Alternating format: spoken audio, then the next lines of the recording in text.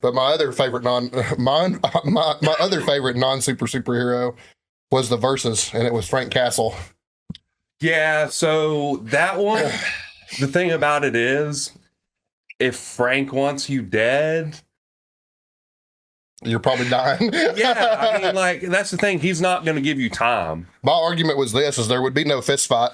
Yeah. Batman would do his slumpy, standing over a fucking building, looking down at the ground shit he does when he's all mopey, and he'd get sniped in the fucking face. Yeah. No, I mean, that's realistically, I mean, obviously it depends on the writer. It's always going to depend on who the writer is and who they want to win. But in that sort of scenario, it's kind of like, first of all, Frank isn't tied to a rule. He'll just kill you. Yep. And given that, he will grab a sniper rifle from a distance, because that's the thing. He doesn't care to have a fist fight. Batman, realistically, like, this is, and it does depend on the scenario too. Like, if Batman knows he's coming for him or not. If Batman does not know he's coming for him, and Punisher's just like, I'm just showing up and killing you. There's a lot of times he's killed a lot of people that didn't know they were about to get killed. Yeah. So the only way I can make an argument for Batman not dying instantly in that spot is if there was something like, he's usually got a radio in his ear, like in his cowl or whatever. If he's got some eyes out somehow. If there's some way that he knows that Frank Castle is basically out there looking for him, if he doesn't, if he has some way of knowing that something is coming towards him. But hand to hand, don't you think it's about the most even match? I would say Batman has the edge because he's been trained a lot longer. A lot longer? Yeah, because he's been trained since he was like a teenager. That's fair. And he also trained supposedly, like... Frank's pretty bad with his hands too, though. He is. But Frank just has Marine training, right? That's fair, yeah. Whereas Batman has every martial art under the planet. Marine, Army, Navy SEAL. It just depends on which Frank. I always thought it was a Marine Corps traditional, yeah. Yeah. But that's... He's been just an FBI agent before. Right. I mean, don't forget about that. Frank's hand-to-hand, I don't think is on Batman's level, but Frank isn't tied to... Batman probably doesn't want to die, and Frank doesn't care if he dies or not. Exactly. Batman wouldn't want to kill Frank. Right. He'd be like, no, you need to be rehabilitated. But Frank's like, I don't care. Like, I just kill you. Whatever. I mean, Batman pretty much is Matt Murdock that can see. Mm-hmm. But I mean, pretty much. I mean, it's a very similar character. Very similar, but Daredevil has that supersonic hearing, so he would hear the bullet. Yeah, it stands to reason, though, depending on what Batman you're talking about, he might too. In a suit. I mean, in a suit, or like if his pal has some sort of technology that lets him hear. Yeah. It's really hard to say, but just from a looking out the window kind of glance. Just from even if it got written from a writer's perspective, they probably wouldn't fight. There's no reason for them to be after each other. Unless, I mean, I don't know. I mean, of course, Frank has attempted to kill heroes before. Yeah. He's not really a hero. Yeah, I don't like the argument of Frank. So he's a vigilante. Like, yeah, he's a real anti-hero. He's Venom or something like that. Yeah. Yeah, exactly. But wasn't his first appearance trying to kill Spider-Man? Wasn't that his first appearance? Yeah. So like trying to kill a lot of people's favorite first appearance was trying to kill Spider-Man. Poor Spider-Man. He's had a rough go. Like, every writer ever is just like, how can we make Spider-Man's life worse? How can we make his life more tragic? It's like, man, like, you just want to root for him because he's the biggest underdog in the world. Do you like Spider-Man better with biological webbing or technological webbing? Okay, I do too. Yeah. I like biological webbing better. The tech webbing, like, I understand, like, from a storytelling perspective why he would have tech webbing, but it's a little cooler. Cheesier because you're already got the superhuman strength of a spot. All these other things that would never happen, obviously. Mm-hmm. So you might as well give them the fucking bio webbing too. Yep. It's like, typically it comes out of their ass, right? And that you don't want to see Spider-Man shitting web, but like, Have you seen the biologically correct Ninja Turtle meme? No. Boy, that was a rough one. I don't want to. You don't care to have that part of your childhood ruined? I mean, I was never huge into Ninja Turtles as a kid. I watched the live action movies. The appeal of Bruce Wayne or Frank Castle is, in the world we live in today, we're a lot closer to having one of those people than we are Superman. A fucking mutant. Yeah. Everybody else, whether it's under the mutant title or not, in the superhero world, is basically a fucking mutant. Right? A mutant or an alien. Yeah. That's kind of where we're at. Mutant, alien, or just a regular ass dude. We're a lot fucking closer to having one of those two. And I think that's what's cool about them. Yeah. Like, more relatable. That's what everyone 100%. Says. That's the reason why anti-heroes and villains are typically more relatable too, because they really are acting on things in a way that we're more likely to act on trauma. Yeah, that's why The Boys is so popular. Have you watched The Boys? I haven't, but I'm sure it's good. I haven't watched it. My brother says it's really good, but it's just like, if real normal people got superpowers, like not like, oh, I have a sense of justice, I have to do right. They're just like, nah, I'm underrated in the comic book world's Kick-Ass. Kick-Ass was good. I love the second one. I didn't watch the second one. I really liked the first one though. So fucking good. The second one wasn't the second one with Nicolas Cage. Wasn't he Big Daddy? The first one was with Nicolas Cage and Big Daddy. Was he? Yeah. That's the first one. Yeah, but he never has superpowers, but he gets his ass kicked so bad in the first one. The second one, he can't feel anything, so basically he has superpower. That's so funny. So he's basically afforded superpowers because of like nerve damage or something like that. But yeah, those are really good movies. Way underrated. So what you're saying is Hook Grip will give you superpowers eventually. Yeah, I mean that's the only thing Hook Grip's ever done is make my thumbs go numb. Yep. So I've never pulled anything heavy enough to actually. Death Grip Derek pulled 834 conventional. That's pretty scary for. I just don't keep up with him. That's fair, but that's pretty scary for a sumo puller. Yeah. Well, I mean, Jamal Browner has pulled in the 9s, hasn't he? Conventional. Yeah, he went and did the strongman thing just to prove he could pull conventional. Yeah. I think it was in straps, but it was still some monumental number. Oh yeah. Remember Kaylor Williams still from back in the day. I know you probably don't remember him. Mm-mm. He got hurt, permanently injured before you got into powerlifting, probably. So. Yeah. And he may be making a comeback now, but I remember watching him. He was a sumo puller too, but he swore he did deadlifts in a back extension machine, like the 45-degree back extension. He did deadlifts that way, and he believed in heavy bent over rows, and he was just a deadlift master. But his arms, honest to God, dude, that's somebody that could scratch their knees standing up. Like, he had the longest fucking arms ever.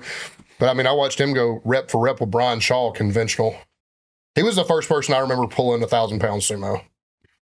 That's pretty dope. And he did it at like 220, and he's a tall, lean, lanky 222.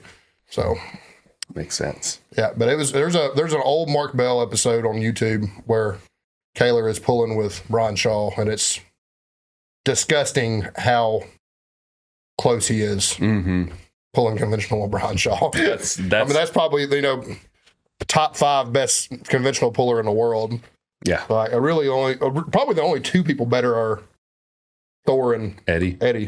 Yeah. As far as conventional goes, I can't think of anybody in recent times who has pulled a ton conventional. Jesus and Dan Bell, only ones in the 9s on the platform, and they're always raw and on the platform. They're always squat like that. Yeah. Their squat outside their deadlift. So Jesus was the first. Dan Bell's done it since, but Jesus was the first to go 6'9" and 1,000. Which is it's a 2,500 pound total. That's insane. It's insane. But yeah, he was the first person to go 900, 600, and 1,000 in competition. 900 squat or 1,000 squat? 1,000 squat. Okay. 1,000, 600, and 900. My bad. Okay. I was easy thinking, to. Yeah. I always kind of forget that like super heavyweight pros almost always squat more than they deadlift. Yeah. Which is nuts, but man, it's leverages though. Yeah, leverages get bad when you get heavy. Yep. So. It just makes more sense. That's why Dan Grigsby pulls as much as he does at 275. It's just like also monkey arms. Yep, he does have monkey arms. He has a huge bench press for monkey arms, but that's the reason why his bench press doesn't look like a squatter's. Yeah. Otherwise, if that guy managed to put together a 600-pound bench press, everybody'd be fucked. Maybe John Hack included. Yeah, I mean, if he got to that point, man, I don't know. Because his squat was coming up fast. Yeah, I mean, he went from squatting like high 500s, low 600s in competition to squatting it was like mid sevens. I thought it was close to 8. No, 770, I think. Yeah. So he breaks that 800 barrier and puts more on his bench press. He's going to be a hard man to fuck with. Yep. Very much so. I guess that's the show before the show. Show before the show. Comic book talk and a little bit of powerlifting. A little bit of powerlifting. Who would have thought on a powerlifting podcast where we drink and talk about powerlifting that before the show we talk a little bit about powerlifting. Yeah, it's crazy. It is crazy. Those are really great pictures that Taylor Crowder did of Desi and Cora together. Yeah, they were really good. I guess you just got that that notification that she posted. Correct. I got it too. So yeah, I saw them. She sent them to me. I was actually asking her about them. I was like, hey, do you want me to pay you for these photos? I'd like them. She's like, I'll just give them to you for free. I was like, like, let me pay you for your work. But she was insistent. So I guess it may have been because it was only a few photos, and also like I was volunteering, so it's not like you tried to scam her. No, I was volunteering for the event. She got paid for the event. It was probably just. Oh, you're talking about that? Okay, yeah. That from that point of view. Yeah, I understand. I thought you were just like you were willing to pay for them, and there were so few, and she was just like, fuck it. Well, I think that was also the case. Yeah. Like I was willing to pay for them, but she just was like, nah. There's only a handful, and so she just was like, I'll give them to you for free. Just I hope a lot of people bought those. I know Mason did. Austin did. I'm guessing. I'm sure Chris did. Yeah, probably so. Chris is one of her homies. I'm going to imagine he took care of her. So. Yeah. I don't know how many people. There was no reason for me to. Right, yeah. You know what I mean? You weren't lifting. So. No, but I'm sure I'll come up in some photo bombs because I photo bomb the shit out of Taylor. That's funny. I do that at every meet she's at. I'm in the background making a dumb face. And a lot of photos. Fair. I bet we don't see near as many of them as we should because they probably don't make the cut. Because I'll probably make her job really difficult. Well, I mean, she can always blur the background if she wants to. That's true. So kind of like fade you out a little bit. I bet I've been faded out a lot. There's also object disappearance now, so she could just take you out entirely. I play with Photoshop a little bit, and you can do it now where you can just basically remove a person from the background entirely. And I've done it a few times, and it works incredibly well for the technology. So I was like, that's pretty handy. Yeah. So like if she don't want you in a picture, you don't have to be in a picture, right? We're going to get into... we should probably say... episode? Yeah. Oh, well, I thought you were going to say get into PR songs. I was like, well, let's open the episode. That's what I was trying to say. Let's get into the episode. Yeah. I'm Zach. He's Nathan. You can find us at Coleman_Barbell, at Nathan Skedios, at Sip It and Rip It on Instagram. You can follow us there. You can find us on Apple Podcasts, Spotify Podcasts, just Spotify in general. I don't think there's a designation there. You can also find us on YouTube. You can subscribe there. Rate us 5 stars on everything. Give us a like on YouTube. Subscribe. Yep. All that good stuff. Leave comments on Spotify. I don't know if we've had those in a while, but we've also not been as regular as we'd like to be lately. Mm-hmm. We've had a lot going on though. So shit has figuratively and literally hit the fan in my life a couple of times since we filmed last. Mm-hmm. So it is what it is. But yeah, we're back. So when baby poop hits the fan, it's not fun. Baby poop. Lots of baby poop. Yeah, that's been life. What did you do in the gym this week? Because I have changed mine up quite a bit. So I did basically nothing because I've been sick for 11 days now. Today was day 10 or 11. I don't remember.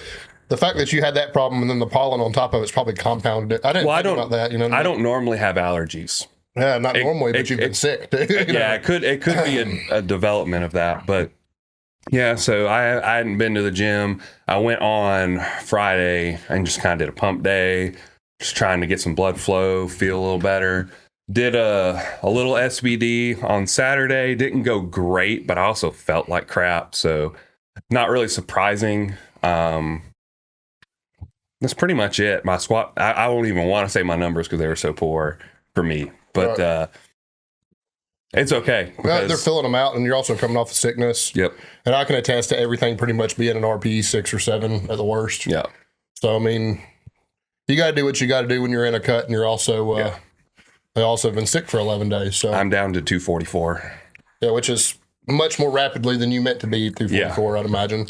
Well, maybe not necessarily in this time frame, but the progression of the weight has been like a lot of weight, basically nothing, and then a lot of weight. So not ideal. Yeah. Anytime you're sick, you can probably expect to lose a little bit of muscle mass. Not to talk shit, but it just I definitely feel like I did. I mean, I think I had that reflected on my first 2 blood works. Like the first one was really good muscle mass wise, and my second one I dealt with a back injury and some sickness, and I think I lost like 8 or 9 pounds of muscle in that time frame, which is it's a lot. It really is a lot. Yeah, absolutely. And I was also cutting during that time too, so I mean, that's to be fair, to be noted. But yeah, that's much more rapidly. And then when you have an injury or something, you take muscle relaxers. Muscle relaxers, by the nature of them, create muscular atrophy. So, little PSA: if you're injured, I would take your muscle relaxers on an as-needed basis and make sure you don't abuse those things. Yeah, don't abuse any drugs. Yeah, for sure. But, we were. I just sent you a video of someone who abused their drugs and has a pimple the size of a quarter on their back. It was disgusting. Dr. Pimple Popper shit. It is what it is. Your gym? Yeah, my gym. It was deload week up until the point that I got bored. Friday, I went ahead and started strong lifts 5x5 at a very, very light weight. That's going to be me for the next 6 to 8 weeks while I cut my 10% body fat. Not 20% body fat, 10% of total weight. So going from basically 300 down to about 270. Also giving my hips and stuff time to heal. And I honestly feel, even now, I feel better than I have in a long time. So that's really, really good. Strong Lifts 5x5 does add weight every week. So while I started really conservative, it will be respectable here in 3 weeks or so. So it is what it is. Accessory work, I'm just doing a leg day, chest and arms day, and a back and shoulders day. Saturdays, I'm going to let it be a catch-all day where I just go into Planet Fitness and hit wherever I think needs to come up. So probably a little bit of legs and a little bit of arms and some side delt stuff, and then leave. So, but basically I'm on a 3-day split for foreseeable future to accommodate more time for cardio, less just brain fatigue from having been in the gym really hard. Despite me not competing this year, me and you did hit some pretty big goals in the off season. I'm at my first 405 pound press. I'm confident that I can do that for reps now. We accomplished that. I haven't really tested a 1 rep max in squat, but I did hit a new 1 rep max on SSB during this off season. So squats come up. Deadlifts, I just wasn't put in a position where I needed to find out. But I mean, everything up to 550 seems to be pretty easy and doable. So it's just time to swap gears for a little while, cut some weight off too, and try to come back a little bit stronger. Also, just did my first performance enhancing dose since I've been doing TRT. I just have some. I'm tired of pinning. I'm tired of hurting. I'm tired of just tired. So a little bit of a break will be good. Mentally, physically, it'll take care of you. That's one of the things, even in bodybuilding, Dr. Mike talks about it all the time. He was like, getting horribly sick and being away from the gym for a week or two is the best thing for bodybuilders. To give them basically time to force them away, to take a break, to take it easy, rest and recover. You're going to come in, your joints are going to feel better. And I think taking this approach is just going to be good.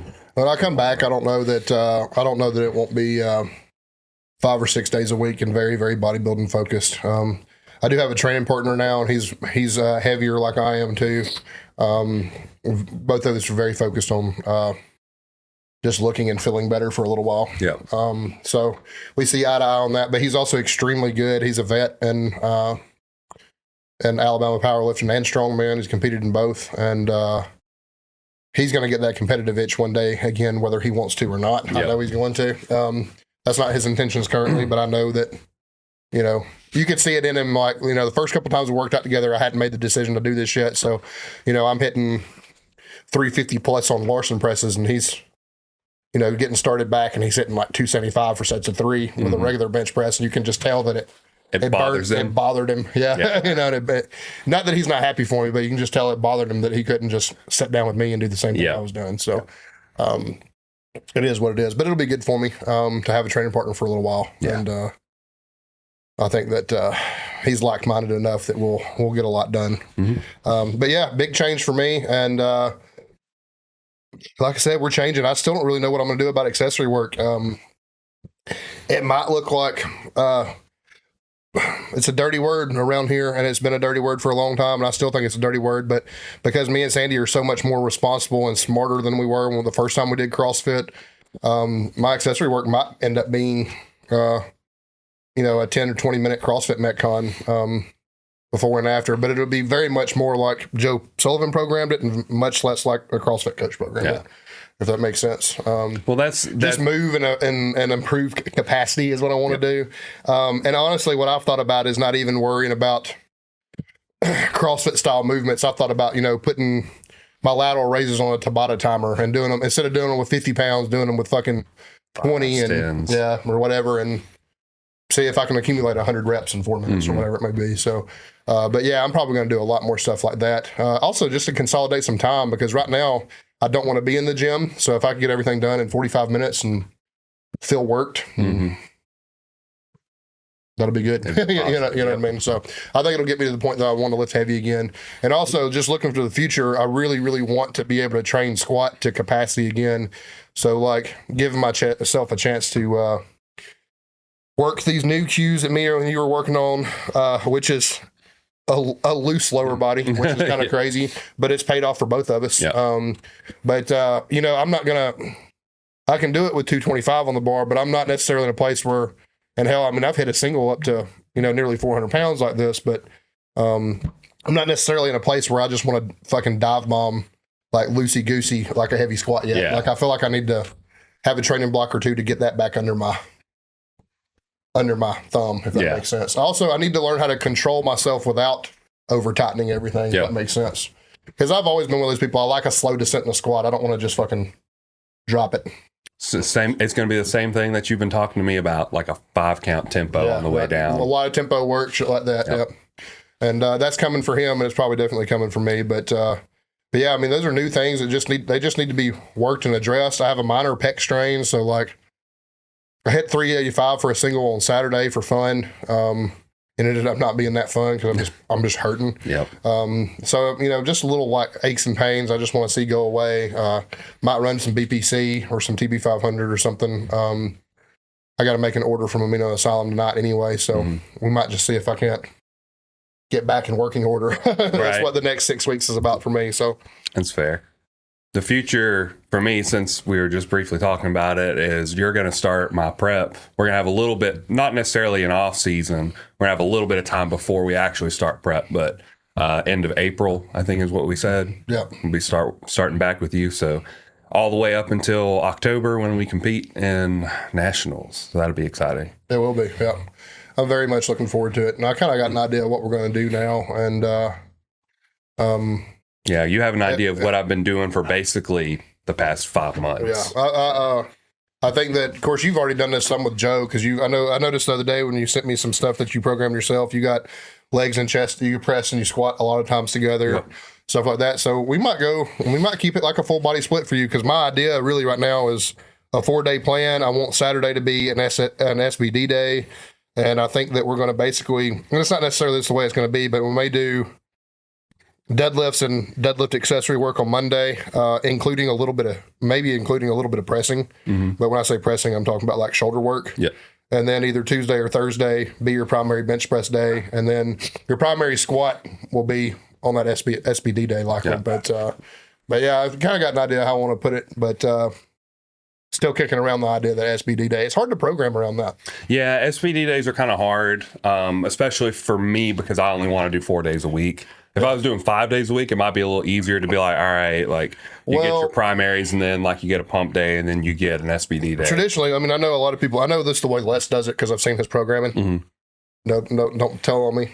The person that sent that to me shouldn't tell on me.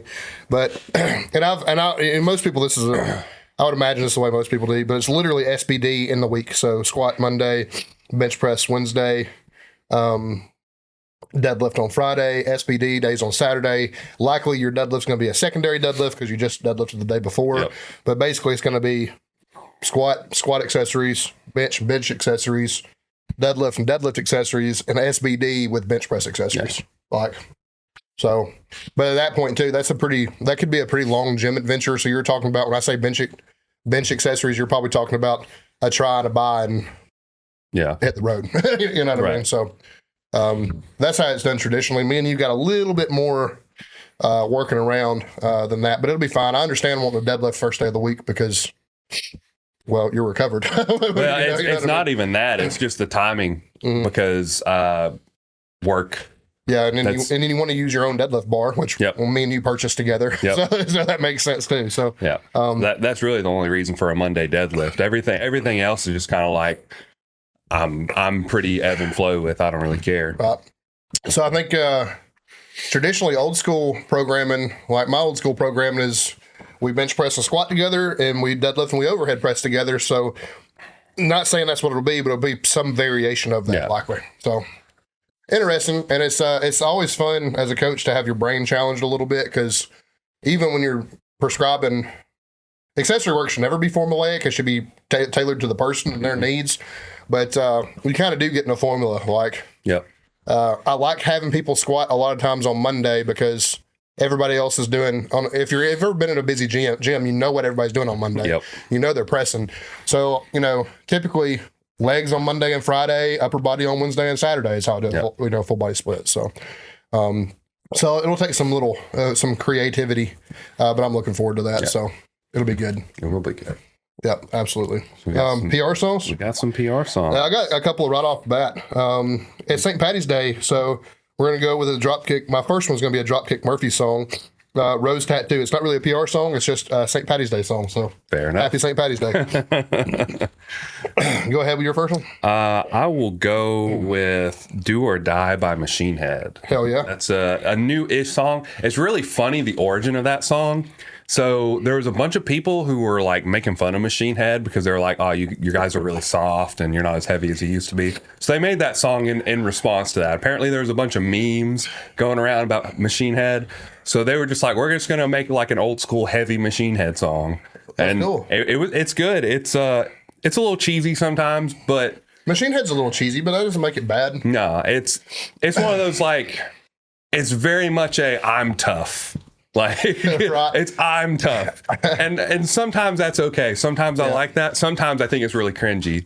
I made the joke to Lance McLaughlin that the difference between metalheads and hardcore kids was that metalheads know they're cheesy and they embrace it, and hardcore kids are way cheesier but pretend like it's tough. That's pretty accurate. Yeah, and all their vocals sound like that's the way they would talk to you in person. They're all Zach De La Rocha from Rage Against the Machine like ripoffs. I like hardcore now, so it is what it is. So. Right. I mean, I was listening to Terror on the way here, so I mean, I can't talk too much shit, but still, Fair is fair. Fair is fair. You got your second one? Yeah, it's Ice Pick Lobotomy by Cannibal Corpse. Let's just erase any conversation about hardcore with Ice Pick Lobotomy. I can just about listen to any Cannibal Corpse song. That Skeletal Domain is a record, though. That whole record, I could put that whole record on here.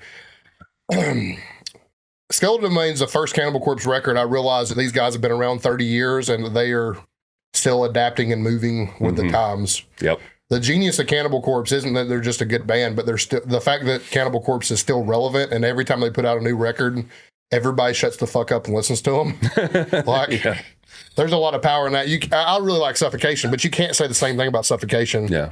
Or like Decrepit Birth or any of these old death metal bands. But Cannibal Corpse, like, they've ebbed and flowed with the times. And even Corpse Grinder's solo record's fucking awesome. It is. It's really good. It's really fucking good.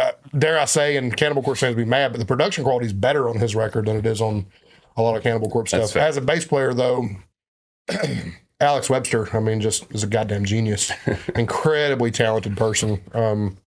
But Cannibal Corpse just doesn't fucking die. They're fucking eternal. They really are. They're actual gods. And that's just really, they have a really impressive career, man. Because I mean, there's brand new kids listen to new Cannibal Corpse records the same way I did when I grew up, and the same way literally my father's generation did when he grew up. Yep. So it's pretty fucking cool. Like, if 3 generations of musicians listening to Cannibal Corpse. My dad swears up and down. I've never seen this video. He swears up and down. There's videos of me as a toddler headbanging the Cannibal Corpse. Hell yeah. Yeah, he was listening to it when he was. My introduction was the first Ace Ventura movie. So, I mean, it is what it is. Thank God for Jim Carrey and being a metalhead. a metalhead. It's really funny. Like, he was on one talk show and he was just like, yeah, I love death metal. Like, that's my favorite genre. And he does the vocals, that one? Yeah. And he'd probably be a killer death metal vocalist, to be honest with you. Yeah. At his age, maybe not, but like in his prime. It's like, I mean, Corpse Grinders is old. All those guys are as old as he is. They're all the fucking same Are age. they? I feel like Probably. Jim Carrey's like super old.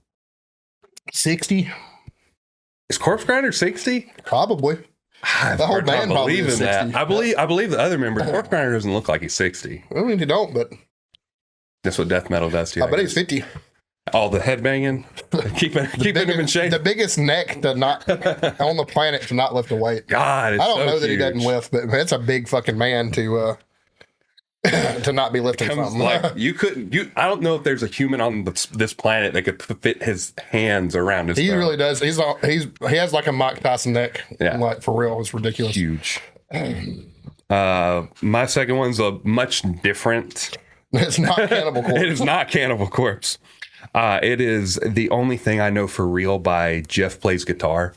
And Okay. this is a cover of a Metal Gear Rising song. And if you've never played Metal Gear Rising, then you probably have no idea what I'm talking about. But it's very Japanese metal. Okay. I like that shit. It's good. It's musically heavy, but it's not very vocally heavy. But it's good. I like it. I like musically heavy and not vocally heavy. I like it from time to time. It just depends on the context of the song, but the music goes really hard. I mean, I'm Abomination's entire record about killing God.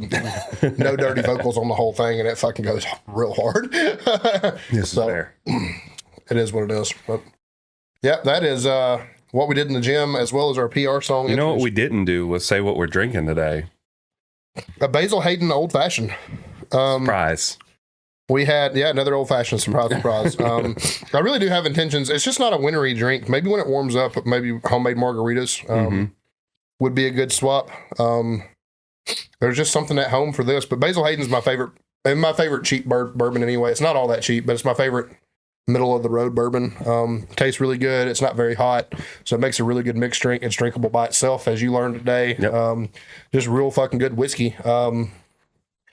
We'll get more adventurous when the time comes, but I mean, it just doesn't feel like the time to be drinking, pineapple rum, Yep. Fruity. limey, fruity drinks. Yeah, Also, life's been a little doom and gloom, so why not have a doom and gloom cocktail? You know what I mean? Is an old fashioned a doom and gloom cocktail? I think it's an alcoholics cocktail. You know what I mean? It's basically as close as you can. It's just whiskey with sugar water in it. So This is true. it's basically as close to just drinking out of the bottle as you can palate. Yeah. So This is fair. I mean, it is what it is. What's the topic today? What are we talking about? You know what's funny? I didn't really have anything in mind, but RP podcast, Dr. Mike, and I'm blanking on his name. Jared Feather? No, it's not Jared Feather. It's the CEO. I don't remember. Never remember his name. Nick Shaw. I think that's his name. I never remember his name for some reason. But they had a podcast talking about. It's really funny the way things kind of unfold. I was listening to a podcast. They were talking about, and I don't know if this was recent or if it was an old one that just got pulled up on my Spotify. They're talking about should you work out while you're sick, stuff like that. This was on not this Tuesday, but the past Tuesday. And I was listening to it. Yeah, whatever. I don't get sick. And then on Wednesday, I got sick. And I've been sick for 10 or 11 days now. So I think that would be an interesting topic relevant to my current situation. Is should you work out while you're sick? And if you do, what should you do? What should your gym day look like? And I can tell you it should not be maximal SBD. It should not be that. It should definitely not be. I'll be honest with you. So the first week that I was sick, I went to the doctor on Thursday.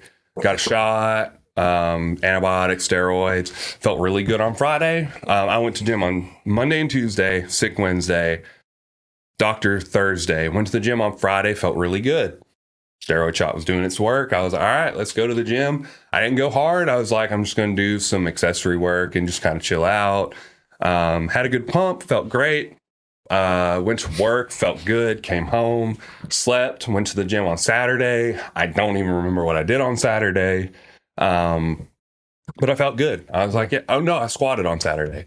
I did SSB squats, I think. Yeah, I remember the videos now. So did my SSB squats, felt really good, hit like 400 or 405 for 6. I think it was 400 for 6. And I was like, yeah, I feel pretty good. Like this is the first time I've touched like 400 pounds in like weeks, maybe months. And hitting it for reps. I'm like, all right, on the SSB, feeling pretty good. Sunday just tanked instantly. I don't know if I got sick again, if I'm still fighting the same thing, because I haven't been to the doctor. Because if I go to the doctor, they're just going to be like, can't give you a shot. So what do you want me to do? Basically nothing. So I didn't go to the gym until this past Friday, which was the first time I felt good enough. And I just did like some basic warm-up bodybuilding upper day. I basically did everything except legs because I was planning on doing legs the following day. I felt fine. I did feel like I was having to work a little harder to get what should be a lot easier. Yeah. But I never tried to push it very hard. I was like, I just want to pump. I'm just going to do reps, low weight. And it felt good. And then went on Saturday to the SBD day. I pushed too hard. I tried to, and the funny thing is, like, I was dealing with weight that should not be hard. But the problem was that my CNS was just like, we can't do this. I'm trying to heal. I'm trying to feel better. Right. I'm trying to recover from what you've been through the past 10 days. And now you're putting 450 pounds on your back and trying to pull 500 pounds off the floor and trying to press over 300 pounds. And I'm like, yeah, this sucks. Like everything felt bad. And I kind of wish I had just kind of done like a leg hypertrophy day and just kind of like did a little stuff, but you can't change past. So at this point, it's just kind of like learning like, okay, when I'm sick, I just don't need to do compound movements. This is me personally. Yeah. I should just like go in there, get warm, get some hypertrophy and call it a day. What are your thoughts? Prior experiences, stuff like two separate answers here, and this is the professional answer first. If you're sick, you should rest until you're not sick. Yeah. Decongestants have a tendency to dehydrate you by the nature of them. I mean, it is what it is. You're not doing any favors to your liver, taking a bunch of pain meds, a lot of acetaminophen and stuff like that. Sometimes you'll get some opioids, depending on you'll get hydrocodone syrup, stuff like that. Not particularly great for you. So I'm of the opinion while you're feeling bad, you should probably suspend your cycle or at least maybe go test only while you're doing it too. Because your uptick in medication is going way up. You're going to have a tendency to have to overhydrate because you're likely dehydrated. There's a lot of things that go into it. You're going to feel like shit, so your CNS is going to feel a little fried. In general, you're just going to be weaker. I vote, personal trainer answer, stay the fuck out of the gym because you don't want to make anybody else sick too. So that's the responsible thing to do. And what I'm about to say next is taboo because of 2020 and all the shit that went down, right? Me personally, I feel as though, with the exception of I have made myself sicker doing hard cardio or breathing heavy in the gym, like because you can go from having a sinus infection to an upper respiratory infection from breathing that shit in. But my personal feeling is I do like to get in the gym and sweat, and I don't necessarily stay away from compound movements, but I might not go very hard. If I'm prescribed 400 on squats, maybe it's just a plate or two and go through the motions or something like that. I'm not saying you can sweat it out because I don't think that's the science, but I do feel a lot better getting in the gym and moving. Well, like post gym, not necessarily in the gym, but like post gym, it typically does. At least it does something for morale for me. Yeah. Your internal temperature raising also causes. It's basically a natural fever. Right? Yeah. I mean, it's you get a fever for a reason because it's increasing your internal body temp to kill off whatever's in there, right? I mean, that's going to kind of happen in the gym too. Don't necessarily have a fever, but you're getting your body temp up.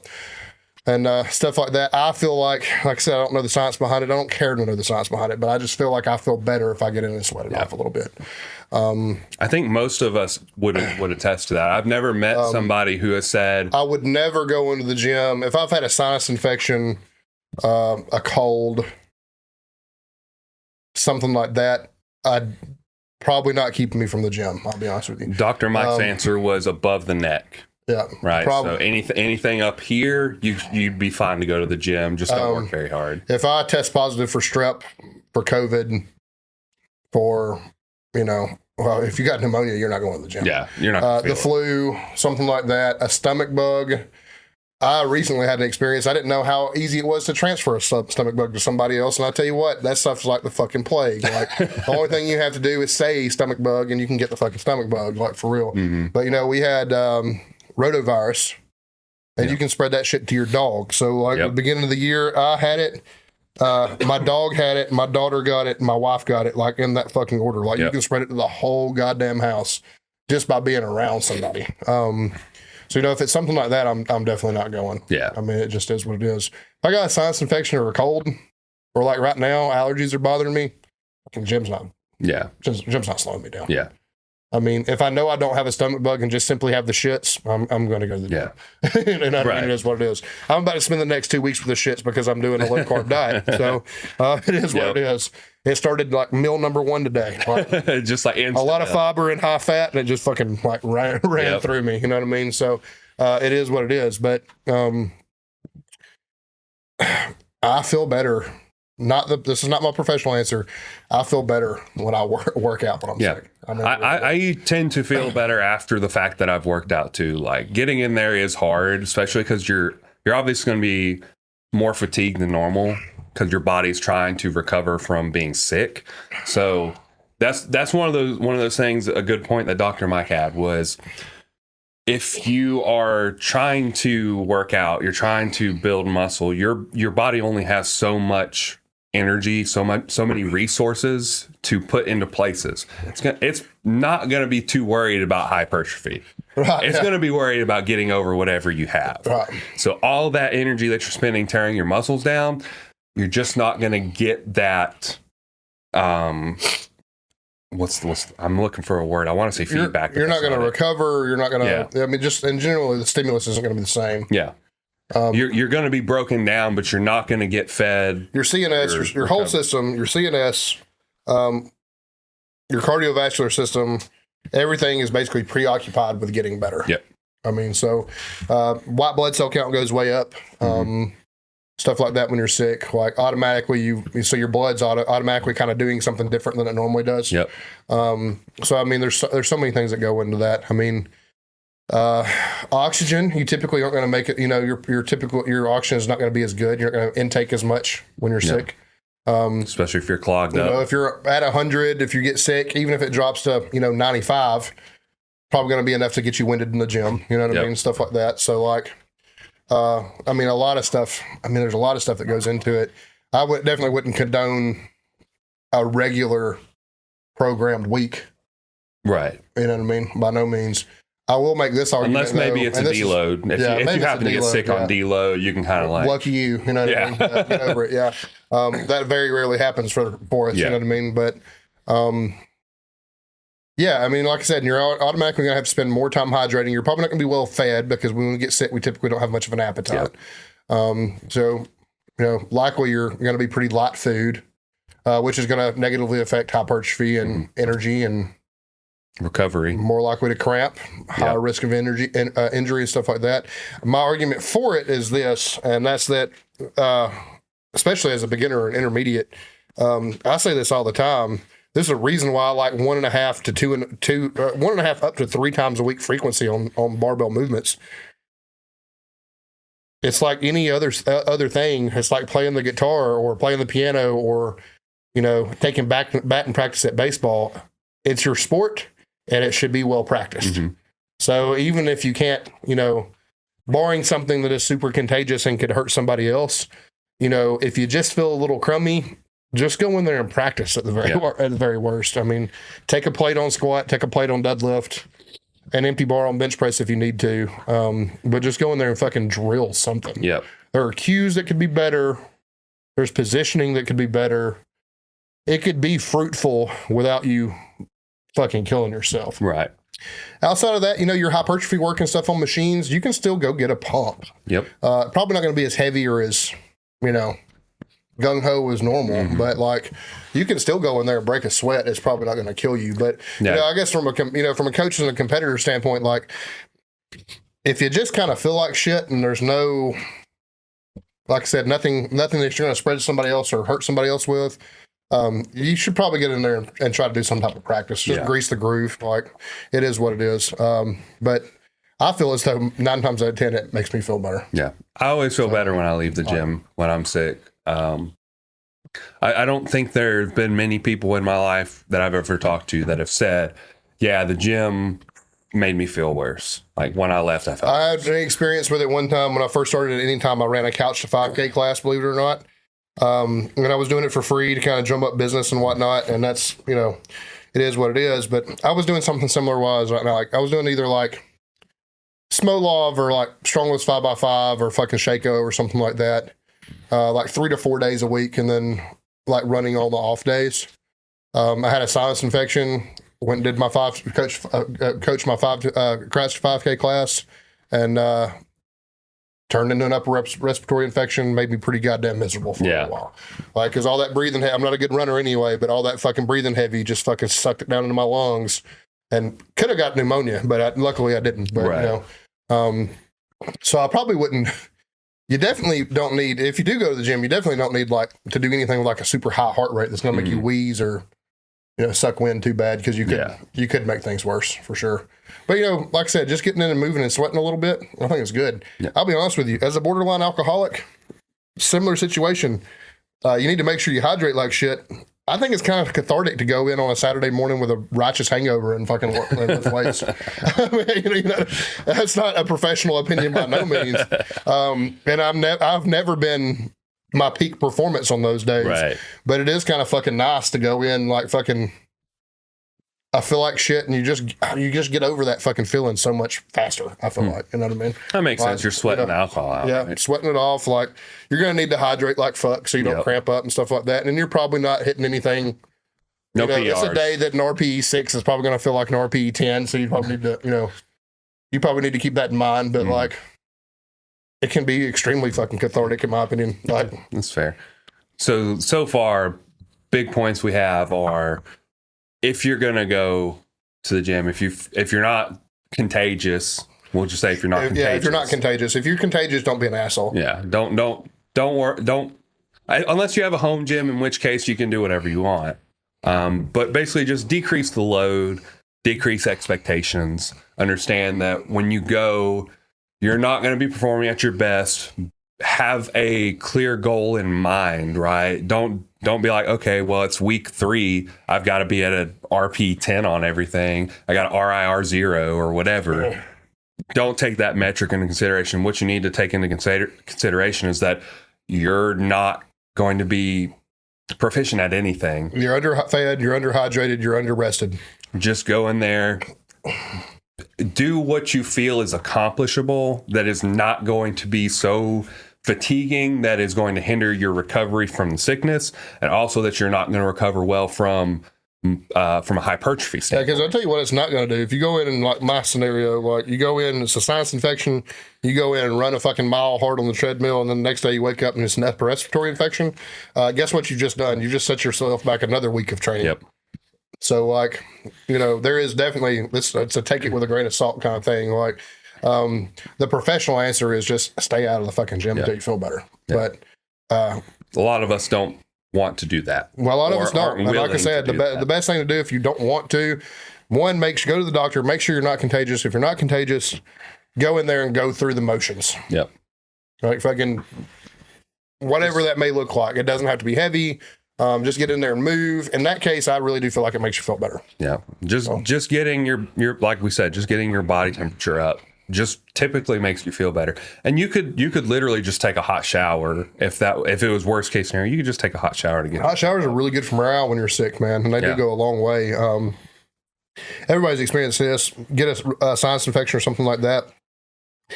You always, even after the day, and even in those days you start to feel better, you always feel the worst in the fucking morning. Yep. Just fucking go get in the shower. Take a fucking hot shower.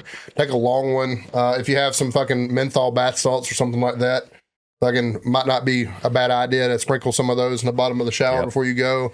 But yeah, take a hot shower. You'll probably feel better afterwards. At that point, go eat a big breakfast. Hydrate more than you think is necessary. You probably need a couple of quarts of water. Yep. If you've been sick and you're planning on returning, that's a good just return protocol. I've been sick, like get up, take a hot shower, eat a big healthy breakfast if you can. Try to get some vitamin C in, probably a lot of OJ. Probably want to eat some higher fat things, to be honest with you. Yeah. Eggs, stuff like that. Hydrate like fuck, and then assess where you're at before you go to the gym. But like, getting like mainly the higher fat things. It's not about it. Fat's not special. It's just the caloric dump. Yep. That you're going to get from a super fatty breakfast. You know what I mean? So exactly. That's probably how I'd handle it. Overhydration and overfeeding, and a really hot shower before those things.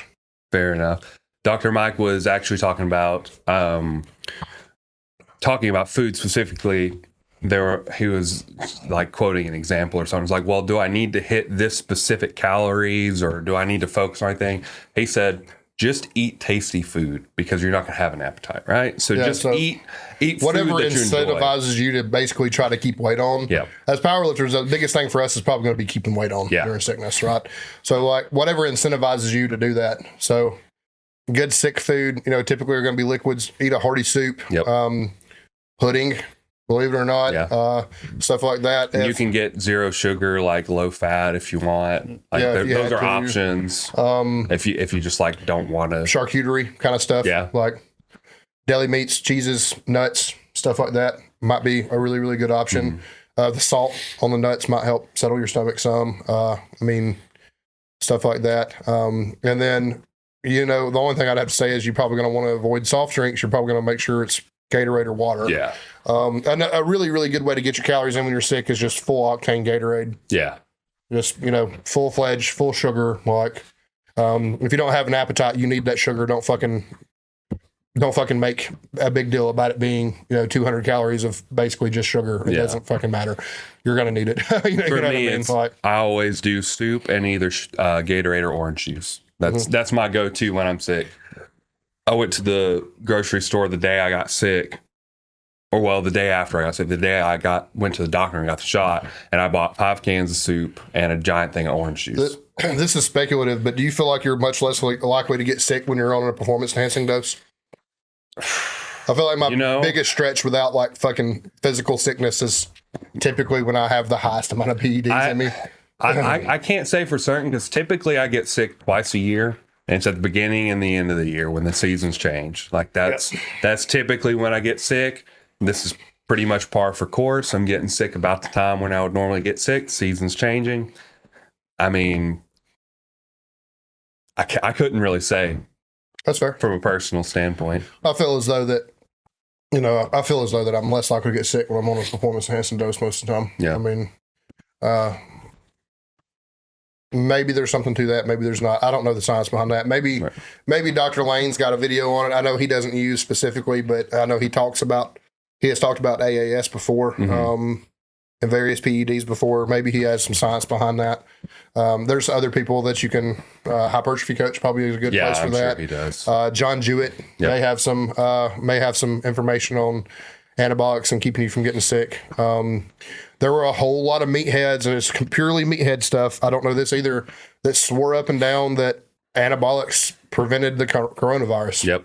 Or didn't prevent it, but at least made it less bad. Yeah. More easy to deal with.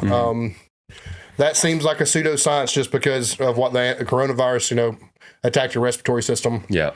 And with a higher blood count and stuff like that, your respiratory system's typically diminished. Right. But there was a lot of, like I said, pseudoscience, a lot of gym bros that claimed that anabolics could, help curb that. Yeah. So maybe there's some science in it, maybe there's not. Like I said, this is purely speculative on my point, but I do feel like as far as sickness goes, I tend to be healthiest on a pretty good bit of antibiotics. Yeah. So, Maybe so. I like I said, I just couldn't really say because most of the time I get sick twice a year at the same time. Like, and typically when I'm taking a performance enhancing dose, it's when I'm honestly on a performance enhancing dose too. You might just not give a fuck. yeah. It might be more. Yeah, it might be that maybe I'm sicker than I like to admit, and I just don't fucking care. Yeah, it's just like whatever. That's a real possibility. Yeah. Dr. Mike kind of talked about that on the what's the name of the new podcast? Trend.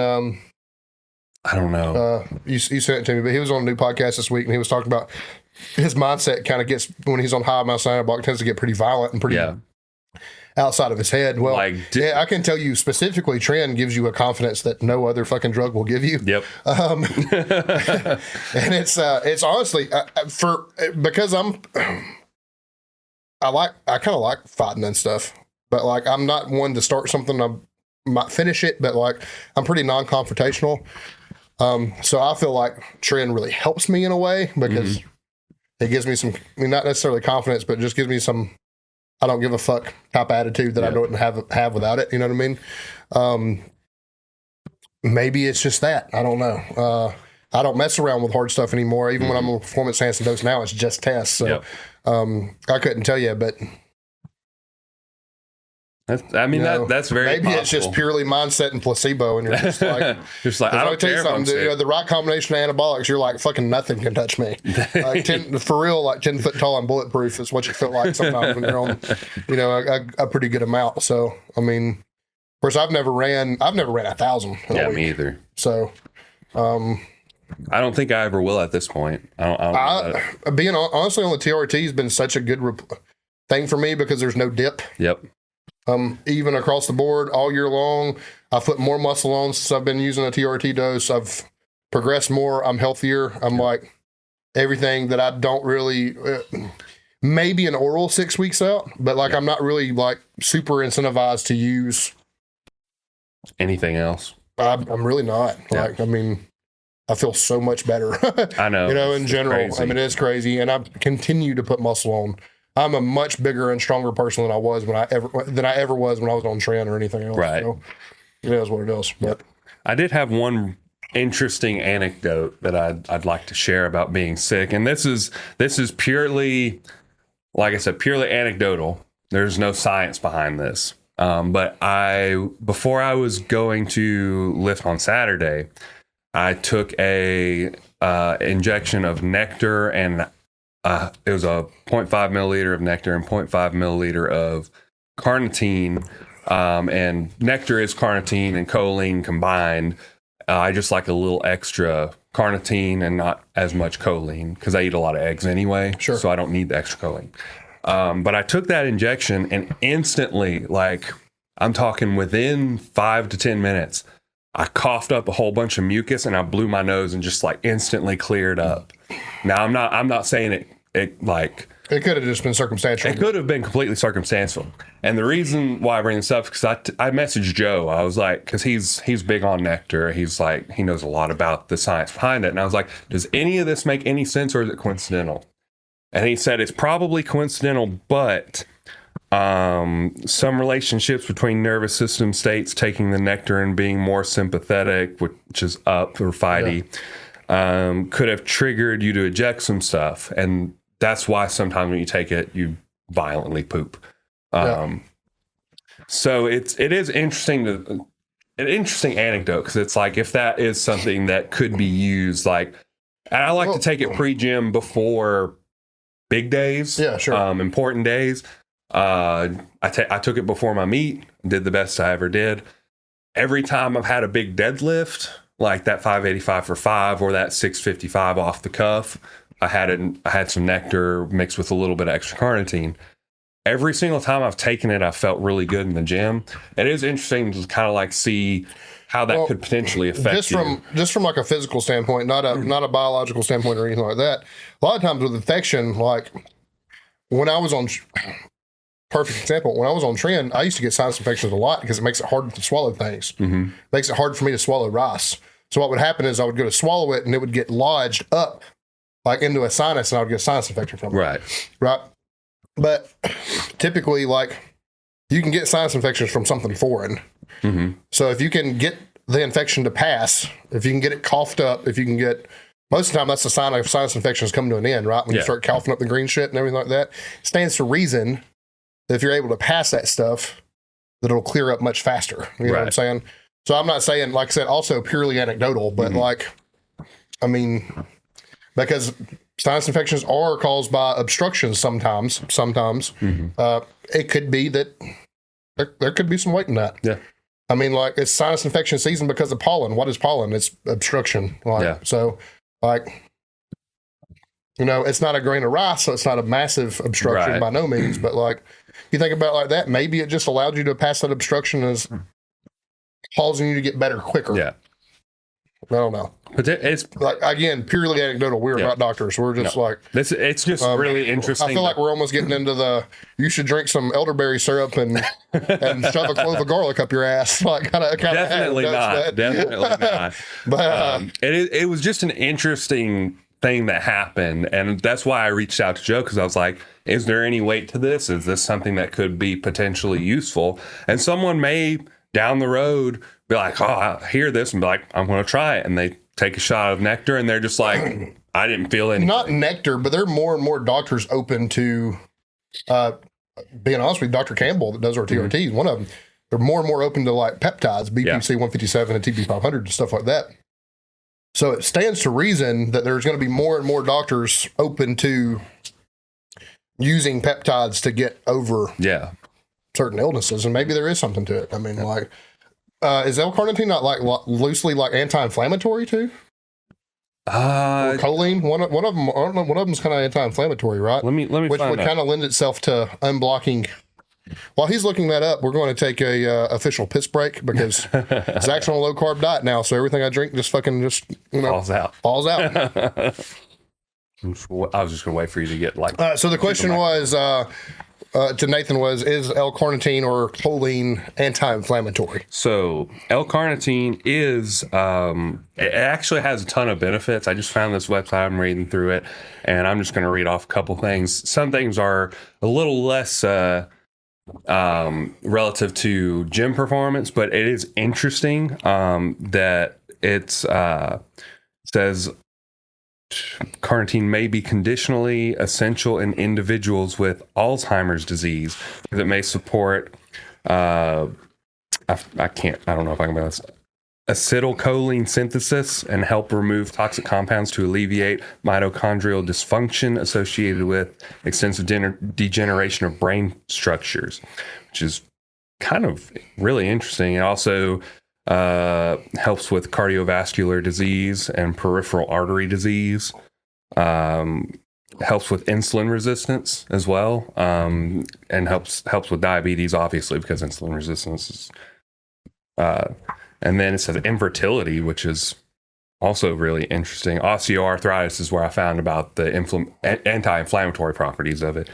And then with athletic performance, it says that it helps preserve muscle glycogen, promote fat oxidation, spares the use of amino acids as energy sources during exercise, making them potentially available for new protein synthesis. And but it is anti-inflammatory. Yes. I'm giving a whole list of things. Yeah. I'm basically being an advocate at this point for injectable L-carnitine, but it also mentioned weight loss, transports fatty acids in the mitochondria, acts as a cofactor for fatty acid oxidation, often in conjunction with a low-calorie diet, exercise, or prescription weight loss drugs. Have been a secondary outcome in most studies, and these studies have had equivocal results. So it's really interesting, all the stuff that it actually does.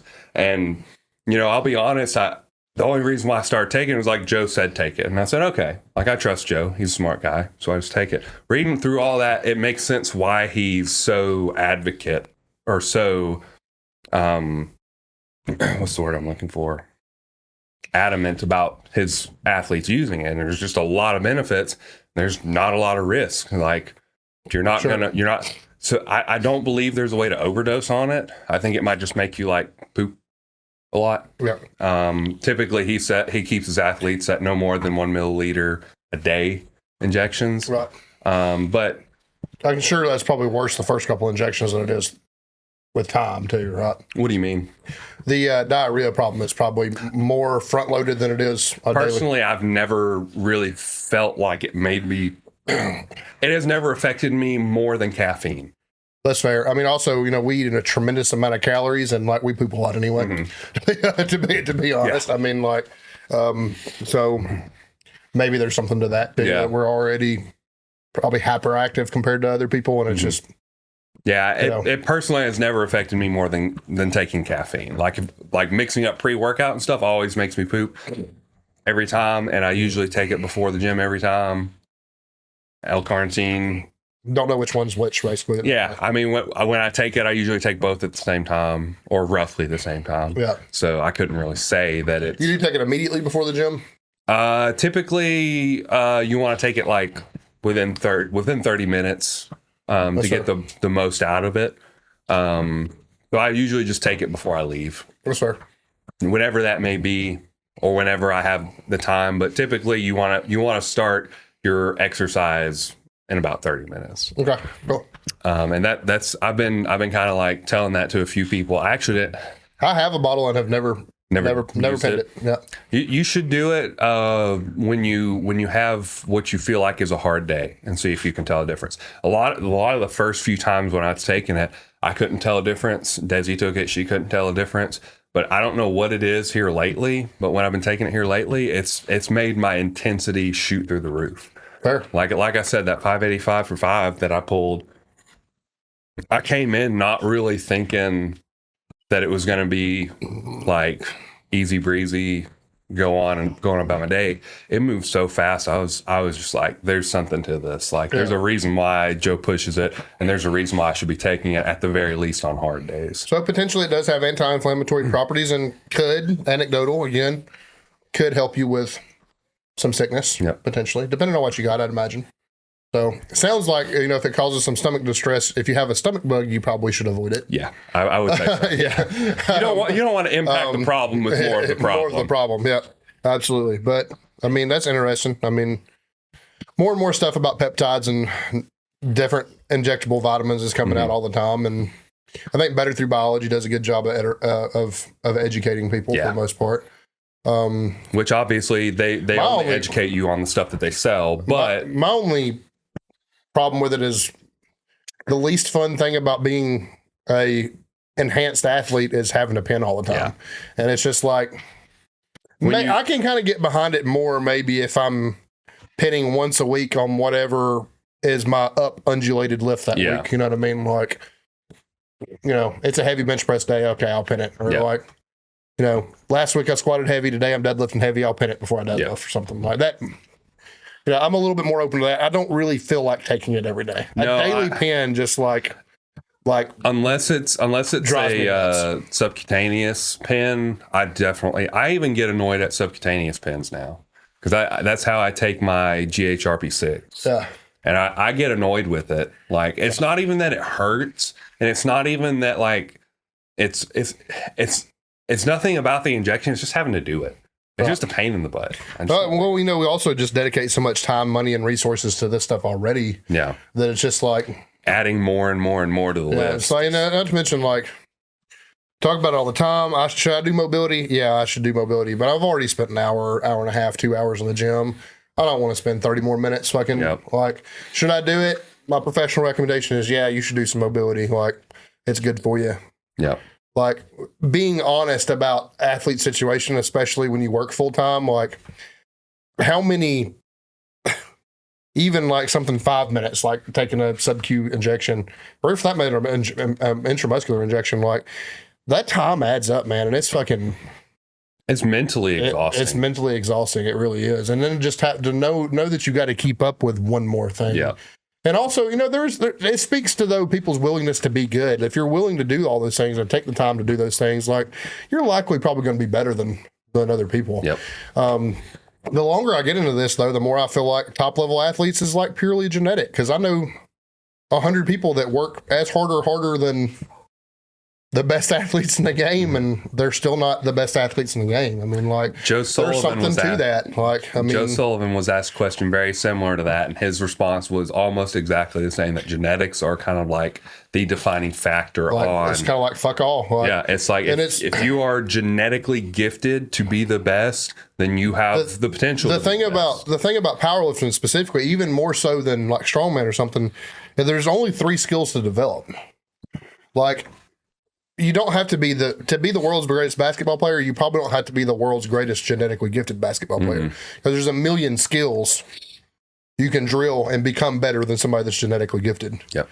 Not everybody. I mean, Jordan wasn't 7 foot tall, but I think we'd all agree that height is a great genetic trait in basketball. Yeah. But like football is the same way. I mean, there's been fucking 5'9" running backs that have been as good as running backs that are 6'2". You know what I mean? It just is what it is. Like, but when you have we only have 3 skills to develop. So like when I'm not gonna say it's a minimum skill, but compared to other sports, it is kind of a minimum skill sport, right? Like, you could have the prettiest squat in the world, but if you don't have the genetics for a squat, you're just out of luck. You're just out of luck. I mean, you kind of are. I mean, like, it is what it is. I don't want to say that to discourage anybody, because I do think that hard work gets you somewhere. And I do think hard work will beat a lot of those genetics. I don't think everybody in the world is so perfectly genetic, so perfect genetically that they can go beat, go be a John Hack or something like that. You know what I mean? Like, it takes the combination. It does kind of take the combination to be like that level of elite. Those people really, but like, and I'm not going to crap on his work ethic, because he's a really hard worker, especially outside of the gym. Justin's one of the strongest people I've known personally.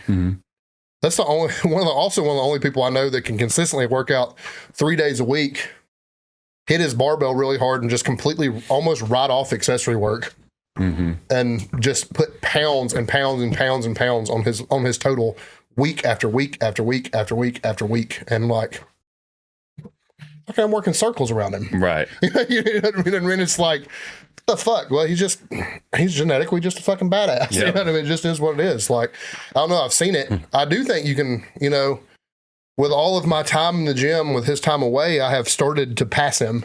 Right. But like, I know that if he started back tomorrow in 6 weeks' time, he's probably better than me again. Yeah.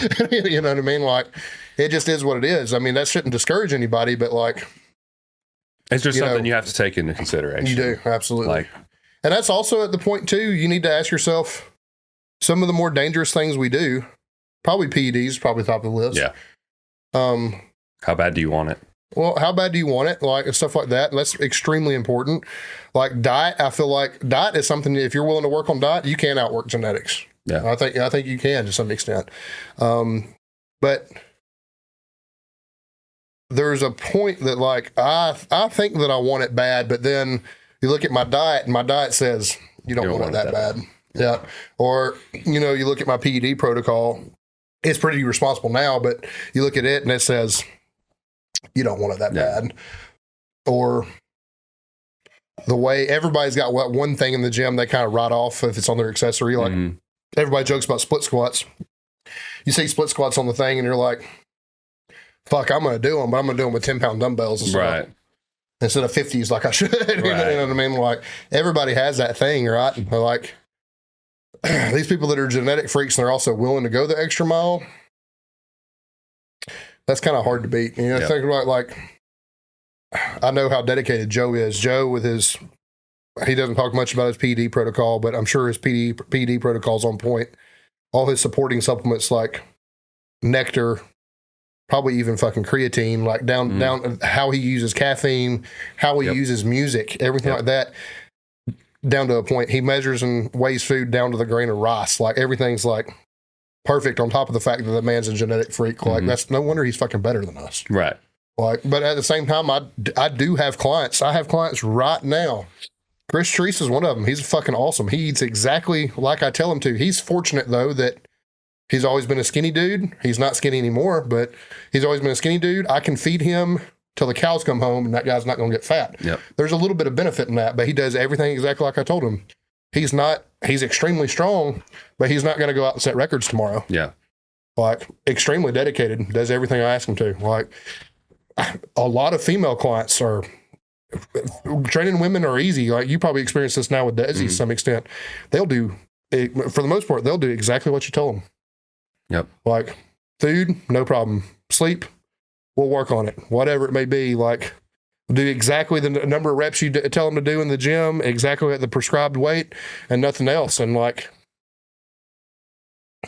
well, they're not breaking records. It is, and then Desi might actually break records. She's actually really good. But like, you have people that do everything perfect and they're never like, Yeah. She is on track for the bench press record. Austin's a good example of this. Genetically, Austin can probably go further than any of us. So he is genuinely a genetic freak. Yeah. What's made Austin better? All of a sudden, everything lining up and taking everything seriously. Me. I've made Austin. You talking shit? Me existing has made Austin better because he cares a little more now. That's the whole thing. He just had before he didn't take it very seriously. But what I'm talking about is all those ancillary things that he does on the periphery to be better than you. Exactly. You know what I mean? Like he diets now. Like he's not going to make 242. We've discussed that. He's too muscular and too big now to make 242. That's realistic. He's going to be a 275. But he's leaner and stronger than he's ever been. But he does exactly what I tell him to. He pretty much eats exactly like I tell him to. He's about to buy himself a calorie surplus for the first time since he's been with me. And he's managed to put several hundred pounds on his total, training total, and a PR total together, lifetime PR total together, in a calorie deficit. Mm-hmm. He's about to get to the point where we get to feed him for 6 months instead of starve him for 6 months. And all of a sudden things are clicking for Austin. Now all of a sudden, he just totaled 1,800 pounds. Now all of a sudden 2,000 doesn't seem that crazy to Austin. Yep. So but that's somebody that it's always come easy to him. So he's never had to take it seriously. Now all of a sudden that he's taking it seriously, it's like he's getting better. He's getting a lot fucking better. Yep. Like it is what it is. Like there's something to be said about that. But I mean, if you really want to get better, I mean, you can't control your genetics. If you really want to get better, you do have to control everything you can control. Yep. And it goes back to the original conversation of if you're not contagious, maybe you should go into the gym and practice. Yep.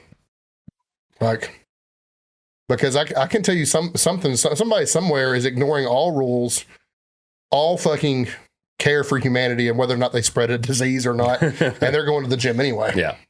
Okay. Not saying that's advisable, but somebody out there is going to do that just to say that they outworked you. Yep. And it may or may not be the difference. It may be the reason they get hurt and you never have to deal with them again. It's true. It also could be, their willingness to just be boneheaded could be the reason why they beat the hell out of you on meet day too. Yep. So, I mean, there's something to be said about work ethic. And I think, back to that original conversation too, I think that if you're endangering somebody else, you absolutely should not be there. But if you just feel bad, don't be a pussy. Yeah. It's not, I mean, this sport's a lot of things. I think it gets smarter by the day. I think people like Joe makes coaching it smarter. I think it's less of a meathead sport all the time. But when it comes down to pure work, it's hard to beat work, man. Yeah. Genetics will do it, but again, work beats genetics when genetics are even. Yeah. you know what I mean? It will 100% of the time. So, I mean, there's something to consider, you know what I mean? It's all kind of like this balancing game because you think about it from the perspective of you get sick, you go in anyway, you get hurt, you're out longer. You go in sick, but you're responsible and you take it easy, you get the practice in, you're probably better for it. Yeah. It is. Yeah, we only have 3 skills to develop, but you still are. It still is a lot about developing skill. We were just talking about it. We may have talked about it at the podcast at the very beginning, talking about a really slow tempo on the squat with basically no weight. You're gonna reinforce positioning. Yeah, absolutely. You might notice something like, hey, when I get all the way down in the squat, something weird happens with my hips or with my knees. Yeah, and I think that maybe it's not just super lightweight, but I would say 30 or 40%. It needs to be enough of that tempo. In that tempo, it makes you force position. Yeah. If that's fair. Yeah, you know what I mean? Me and you were compared, we're not good squatters really compared to the sport, but compared to the general world, we're really good squatters. Yeah. 2 plates even it's probably 30% of your 1 rep max. 40 maybe, I don't know what it I'm is. not But, sure. you know, I'd you have to a do that. 560 pound squat now. Yep. So, I mean, 280's half. 280's half. Right. So we're talking about probably, 35, 40%. Yep. Like if you go slow enough, that's enough to make you force and think about good position. Yeah. You know, like 2 plates.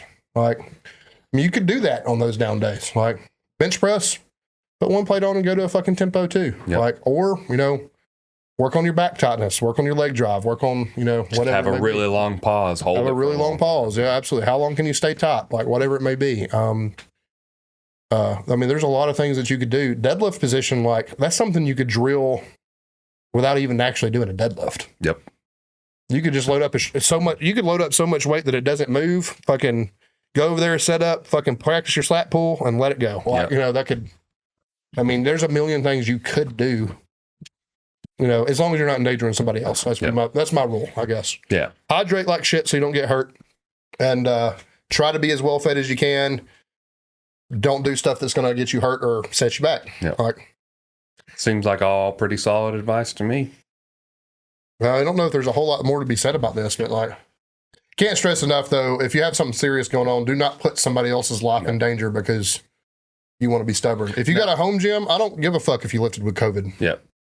Like, If you got a home gym, do whatever you want. Like, still, you need to be right. have some self-respect and be responsible for you. You know what I mean? But as far as like spreading endangering germs, somebody else, I mean, shit, it's in there anyway. Yep. You know what I mean? Like, but if you're working out in public gym, like, don't put somebody else at risk. But and if you it almost goes back to the: are you hurt or are you injured? Yeah. It's the same. It's the same philosophy. Like, there's been plenty of days I was hurt and not injured and had to take weight off the bar to get through a workout. Yeah. Like, but if you're injured, you're physically going to be unable. You're going to be unable to do it. Yeah. So I mean, use your fucking head. Yeah. You know what I mean? Like, just be a little smarter. Be a little smarter than the average. I would also Joe. say too, simple fact, it may depend on what block you're in too. I mean, like, if you're doing a shit ton of volume, even down around what we were talking about, 30, 40, 50%, like if you're doing a shit ton of volume, say sets of 10, sets of 12 on squat, if it's going to cause you to breathe heavy, maybe you shouldn't be squatting sets of 10 to 12. Yeah. That doesn't really matter if it's an empty barbell or fucking 4 plates at that point. Like, yeah, maybe that's a bad idea. Just go in and practice some fucking tempo singles or just singles or something like that. But like, like I said, it could be a little bit circumstantial to some extent, but like, you could always just like in the back of your head be like, as soon as I start breathing heavy, I'm gonna rack it. Like as soon as you feel that, oh, okay, this is getting rough, just rack it and be like, all right, that's go sit good. down, chug some water. Yep. That is what Just it is. don't let yourself I get can't stress enough that if you're going to do that, if you're not in a position you're endangering somebody else, and you're going to work out sick, make sure food's probably not going to be there, and there's a likelihood that sleep's probably not going to be there. So you cannot hydrate too much. Yeah. Especially if you're drinking plenty of electrolytes. You can physically poison yourself with water. But as long as you're drinking enough electrolytes, stuff like that, like to protect you, hydrate more than you think you need. Like I said, my protocol would be if you can put it down, a heavy breakfast, a couple of quarts of water before you go work out. Yeah. Like, we want 1 gallon to 1.5 gallons, maybe up to 2 gallons a day on a healthy day. So, you should probably be expecting to be throwing back more than that. Yep. If you're coming off a sickness. And like I said, even if you're another protocol for coming off a sickness would be calorie dense and probably vitamin C dense and electrolyte dense and plenty of water. Like, even if you've been through it for a week, you've had a couple of days, you feel better, you're coming back on a Monday to start a heavy block. Like, that is 100% the day. Disregard your fucking macros for the day. Go fucking ham on some breakfast and some vitamin C, have plenty of electrolytes, drink plenty of water, get after it then. But like, you don't want to put yourself at risk because you definitely don't want to get hurt on day one. Right. You've done everything else. If you've done the opposite of what we've said, anecdotally could be good. You've rested all the way through your sickness and you still got to start day one on a Monday after sickness. Like, please, by all means, be well fed and well hydrated before you go in there. Because sleep deficits happen. Like, even if you have a couple of good nights of sleep after several days of bad sleep, you're probably still in a sleep deficit. Yeah. So sleep hygiene is a big part of sickness too. So And we could have a whole nother episode on sleep hygiene. That's something we've talked about often, but that does affect your ability to eat and hydrate and recover and everything else. So, I mean, just to reiterate, professional answer is stay the fuck out of the gym. But athlete answer, I feel better afterwards. just don't be irresponsible. Don't be irresponsible. That's I think the long and short of it. Yeah, and don't put another high on the mark, high on the list. The highest on the list is don't endanger somebody else because of it. We just come out of a pandemic, for Christ's sake. So yeah, we did. I think that covers everything. I think that knocks it down pretty much. Yep. We'll go to dad jokes. Dad jokes, baby. Dad says jokes on Instagram. If you want dad jokes reiterated by us, this is where we always go. Where's my saved? That baby is not happy. She hasn't been happy all day. What do fish smoke to get high? Seaweed. Saw that one today. Let's see. So I had a joke about Nirvana, but I forgot it. Oh well, whatever. Never mind. That's pretty good. What do you call ghost boobies? Paranormal entities. Did you share that on? I rarely find cocaine jokes funny, but occasionally I come across one that makes me snort. I put my old car into reverse the other day. It really took me back. So my wife gave me an ultimatum. It was either her or my addiction to sweets. The decision was a piece of cake. The salesman at the furniture store told me this sofa will fit 5 people on it, no problem. I said, where the hell am I going to find 5 people without any problems? Nowhere. They don't. You can't find one. So, big moron and little moron were on a bridge. Big moron fell off, but the other didn't because he was a little moron. Charles Dickens walks into a bar and orders a martini. The bartender says, olive or twist? I don't get that one. Olive or twist. Oh, okay. Brush up on some literature, man. I don't read a lot, to be honest with you. I like my books in audio form. What do you call a person with erectile dysfunction? I don't know. It doesn't matter what you call them because they aren't going to come. If 2 witches watch 2 watches, which witch would watch which watch? Each witch would watch which watch belonged to which witch's wrist. That's kind of like that's a tongue twister. How many lows would Rob Lowe rob if a Rob Lowe could rob Lowe's?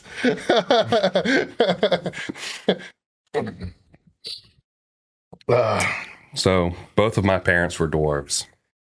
I'll never forget how they struggled to put food on the table.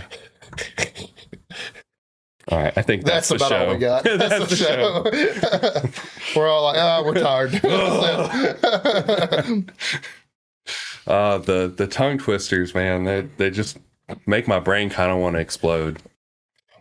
You should have had to read it. Nah, man, I could tell it was hard. It was pretty.